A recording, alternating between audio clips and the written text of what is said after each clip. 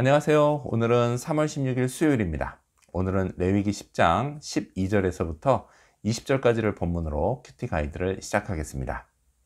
먼저 오늘 이 본문을 통해 제가 묵상한 하나님은 율법 문구에 얽매이지 않으시는 분입니다. 19절 말씀을 읽겠습니다.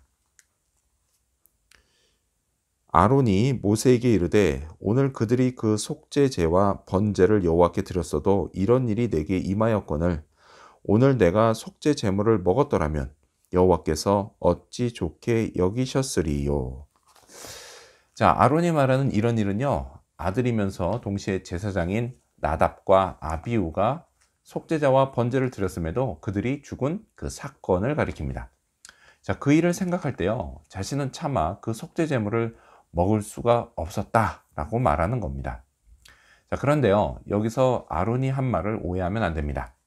자, 얼핏 듣기에 이 말은 아들이 둘이나 죽어서 슬픈데 어찌 아비된 자로서 그 속죄 제물을 먹을 수 있겠느냐라고 말하는 것처럼 들립니다. 하지만요, 전혀 그런 뜻이 아닙니다. 왜냐하면 이미 앞서 어제 본문에서 아론과 나머지 아들들, 제사장들은 결코 슬퍼해서는 안 된다, 이렇게 되어 있기 때문입니다. 따라서요, 지금 이 아론의 말은 아비로서가 아닌 제사장들의 우두머리인 대제사장으로서 했던 말입니다.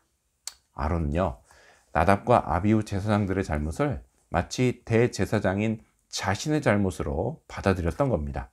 그래서 자신이 그 속죄 제물을 먹기에는 충분히 성결하지 못하다라고 생각했던 겁니다. 이것이요, 여호와께서 어찌 좋게 여기셨으리요 라고 말한 이유입니다. 하나님은요, 이 아론의 말을 좋게 받아들이셨습니다. 그가 율법을 어겼음에도 별다른 책망을 하지 않으셨습니다. 율법을요, 문구 그대로 지키는 것, 이거요, 이런 노력은 좋은 겁니다. 하지만요, 그 율법을 주신 이유가 뭔지 이거는 생각하지 않은 채 오로지 지키는 데만 혈안이 되면 하나님이 그걸 좋게 여기실까요? 그렇지 않습니다. 하나님은요, 율법 문구에 얽매이지 않으십니다. 그리고 이 땅에 오신 하나님, 예수님은 바리새인들을 책망하시면서 그걸 알려주셨습니다. 자, 그렇다면 계속해서 오늘 이 본문을 통해 제가 발견한 인간의 모습, 어떤 게 있을까요? 오늘은 율법 준수를 강조한 모세를 볼 수 있습니다. 18절 말씀을 읽겠습니다. 그 피는 성소에 들여오지 아니하는 것이었으니 그 제물은 너희가 내가 명령한 대로 거룩한 곳에서 먹었어야 했을 것이니라. 자, 지난주 수요일, 그러니까 9일 본문을 보면요, 속죄제 제물에 관한 추가 규정이 나옵니다. 그런데 거기에요, 속죄제 제물의 고기 중 제사장이 먹을 수 있는 고기가 있었습니다. 자, 그건요, 오늘 본문 이 18절에서 모세가 말한 것처럼요, 피를 성소에 가지고 들어오지 않은 그런 고기였습니다.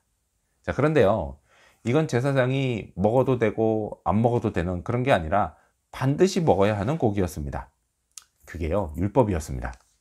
하지만요, 대제사장 아론과 그의 남은 아들들인 엘르아살과 이다말 제사장이 이걸 먹지 않고 다 불태워버렸던 겁니다. 이건요, 명백한 율법 위반이었습니다. 모세 책망은요, 당연한 일이었습니다. 가뜩이나 율법을 어기고 다른 불을 향로에 담았다가 제사장이 둘이나 죽었으니 분명 모세는 율법 준수에 더욱 민감해져 있었을 겁니다. 자, 모세가 생각할 때요, 그 고기를 먹었어야 하는 게 옳았습니다. 맞습니다. 분명 모세의 말은 틀리지 않았습니다. 그의 말은 옳았습니다. 하지만요, 그렇다고 해서 그게 대제사장 아론의 복잡한 심정을 해결해 주지는 못했습니다. 비록 길지는 않지만요, 저도 인생을 살면서 느낀 게 가정과 교회를 포함해서요, 세상 모든 일이 옳고 그름이라고 하는 단 하나의 기준으로 해결되지 않는다라는 것입니다.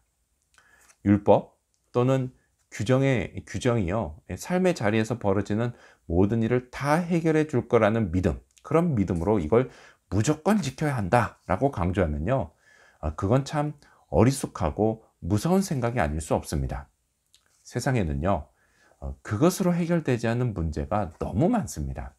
따라서요, 우리 인간에게는 율법 준수 그 이상의 무엇, 바로 은혜가 반드시 필요합니다. 자, 그렇다면 끝으로 오늘 이 본문을 통해 나에게 주신 교훈이 뭘까요? 그건 고집을 부리지 말자입니다. 20절 말씀을 읽겠습니다. 모세가 그 말을 듣고 좋게 여겼더라. 저는요, 이런 모세의 성품을 담고 싶습니다. 자, 먼저 모세는 아론의 말을 들었습니다. 자, 레위기를 보면요, 오늘 본문도 그래요. 명령은 항상 모세가 아론에게 했습니다. 모세가요, 아론보다 더 높은 자리에 있었습니다. 내가 너보다 더 높다, 이런 생각이 있으면요, 사람들은 남의 말을 잘 들으려고 하지 않습니다. 이거요, 남의 얘기가 아닙니다. 바로 저의 이야기입니다. 자, 하지만 모세는 아론의 말을 들었습니다. 신경이 무척 예민해져 있는 그런 상태인데도 말이죠.